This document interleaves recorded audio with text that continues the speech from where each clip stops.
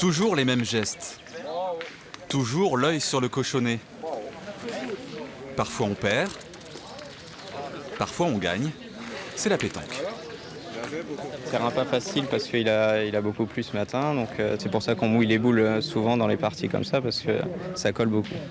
Derrière le cliché d'une pratique estivale destinée au camping, la pétanque est surtout un sport de haut niveau avec un esprit convivial qui se transmet de père en fils.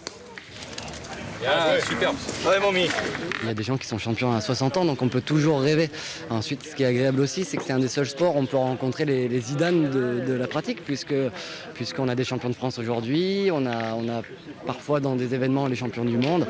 Donc voilà, c'est du rêve, quoi. Et la France compte parmi les meilleurs de la discipline. Un joueur star des années 90-2000 nous le confirme. La fameuse Dream Team, là, Rocher, Quintet, Lacroix, Suchot, ils sont champions du monde en titre. Et à mon avis, les autres pays languissent qu'ils prennent leur retraite. Ah oui, autre cliché des pétanqueurs, le fameux petit jaune à l'apéro.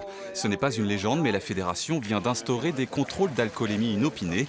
La Nice avait tendance à nuire à l'image de ce sport. C'est le verre de l'amitié que nous partageons toujours entre midi et deux, mais ça reste un verre. Il n'y a plus les excès qu'il pouvait y avoir avant. À consommer bien sûr avec modération. Quant à l'abus de pétanque, il ne nuit pas à la santé.